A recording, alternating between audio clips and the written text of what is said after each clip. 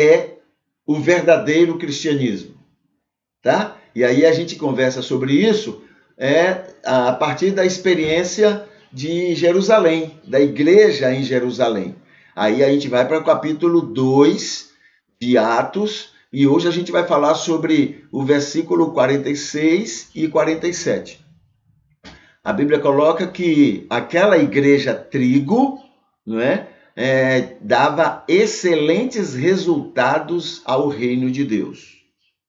Então vamos ver aqui o versículo 46, o que é que nos fala. Ele diz assim: todos os dias, pode ser realmente todos os dias, no sentido literal, no sentido, não é, no sentido diariamente, né? Todo dia tinha então alguma atividade, alguma coisa que eles faziam, todos os dias, unidos, quer dizer, tinham o mesmo espírito, uma mesma visão, né? O mesmo interesse, estava todo mundo comprometido com aquilo. Quando eu digo todo mundo, não é todo mundo, né? Porque toda igreja tem joio e trigo. E eu tenho dito que essa igreja, que é um excelente exemplo, digamos que mais ou menos do ano 30, quando Jesus morreu, até o ano 40, ela tinha trigo e joio, mas o trigo estava no controle. O trigo é quem dirigia a igreja, era quem tomava as iniciativas da igreja, tá? Então, nos anos 30 até o ano 40, mais ou menos, o trigo está à frente, as ovelhas estão à frente. Até os apóstolos estão ali ajudando muito nisso. Do ano 40 em diante, aí, como em todo lugar, o joio já está tomando conta de tudo. Aí é que a gente vai ver, não é? Lá na carta de Tiago, a carta de Tiago toda, ela vai estar falando para os cristãos do mundo todo, mas na verdade a partir da experiência de Jerusalém, da igreja de Jerusalém. Né? Então, agora, o que ele vai mostrar é que já não é mais aquela igreja do capítulo 2 de Atos. Então, o que é que ocorre? Nós temos a igreja cristã, o cristianismo, ele é formado pelo trigo e pelo joio. E quem é que comanda o cristianismo no mundo? O joio.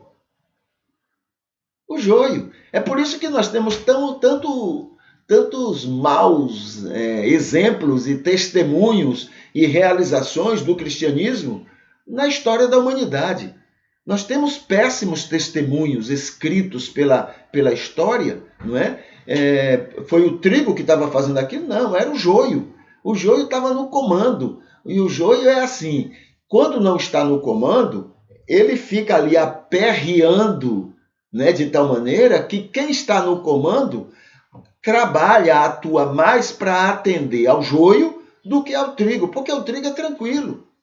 Então, para amenizar as reclamações do joio, quem está no comando vive em função do joio. É para agradar o joio. E se não agradar, 1000 coisas acontecem. Entende? E o trigo não, o trigo é tranquilo.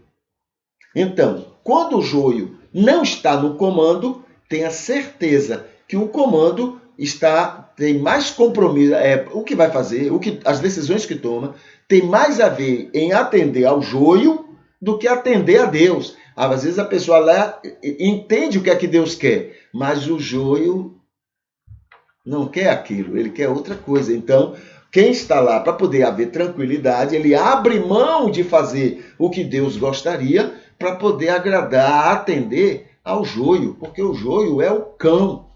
Quer ver um exemplo bom de joio? Vai lá na terceira carta de João. Aquilo ali é um excelente exemplo do que acontece quando uma igreja está sob o domínio, de alguma forma, pelo joio.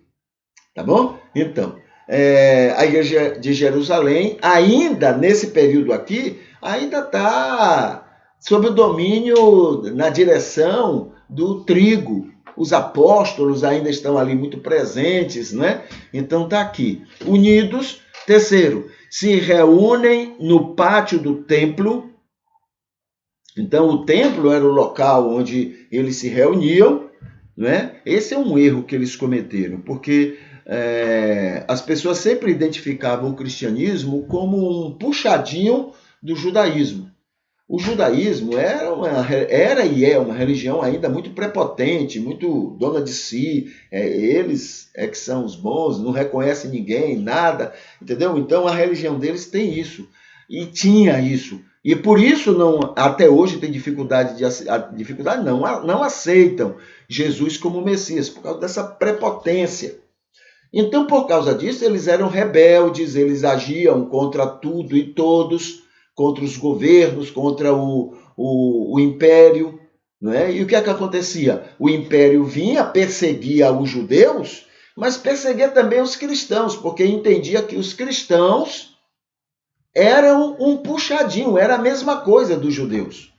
Entendeu? Aquela perseguição que você vê de leões matando cristãos, não, ali era cristãos e judeus. Não era por causa do cristianismo, era por causa do judaísmo. Entende? O cristianismo não largava, não se afastava, não tirava, não é? Respeitando o judaísmo, tem que haver respeito, claro, né? Respeitando, mas desligando, porque realmente não tem nada a ver uma coisa com outra. O judaísmo é totalmente ao contrário do cristianismo. O Deus do judaísmo é totalmente ao contrário do Deus do cristianismo. O Deus do cristianismo, né, orienta que a gente deve amar o próximo. O Deus do judaísmo orienta que tem que sair lá soltando bomba e matando tudo que é árabe lá perto deles. E está tudo normal, tudo em nome de Deus. Né? Então, é uma diferença total. E Jesus disse isso muitas vezes. Foi dito antigamente isso e isso. Eu, porém, vos digo. É totalmente diferente. Mas acontece que eles estavam, né, ainda muito apegados ao judaísmo, e aí muita perseguição o cristianismo sofreu, não porque eram cristãos, mas porque todo mundo entendia que era parte do judaísmo. Tá? Quando os judeus foram expulsos, não é, no ano 70, lá daquela região de Jerusalém, daquele local ali, foram expulsos no ano 70, quando Tito invadiu ali a Jerusalém. Os cristãos também foram expulsos. Por quê? Porque o Império Romano entendia que era tudo a mesma coisa. Do mesmo jeito que o judaísmo tinha fariseus, saduceus, essênios, os zelotas. Do mesmo jeito que o judaísmo tinha esses grupos, eles também entendiam que o cristianismo era mais um desses grupos. Entende? Então, o cristianismo sofreu muito mais perseguição pelo fato de estar ligado ao judaísmo do que mesmo pelo fato de serem cristãos. Tá? O cristianismo ensina que a gente deve que a gente deve honrar toda a autoridade, não as pessoas que exercem a autoridade, tá? Mas a autoridade, devemos obedecer às leis, devemos, se for obrigado a andar 1 milha, andar 2, se baterem numa face, esse é o cristianismo que é ensinado por Jesus. Esse cristianismo não sofre perseguição. Quem sofre perseguição, a não ser religiosos perseguem, como foi o caso dos judeus. Mas isso aí é cidadania. Quanto mais cidadãos, mais aceitáveis. E era isso que o povo de Israel, da igreja de Jerusalém, vivia nesses anos aí, ó, de 30 até 40, e aí está o resultado. Aqui está. E aqui está. Se reuniam no pátio do templo e nas suas casas. Partiam o pão e participavam das refeições com alegria e humildade. Tá? Essa é a marca daquele cristianismo naquela época.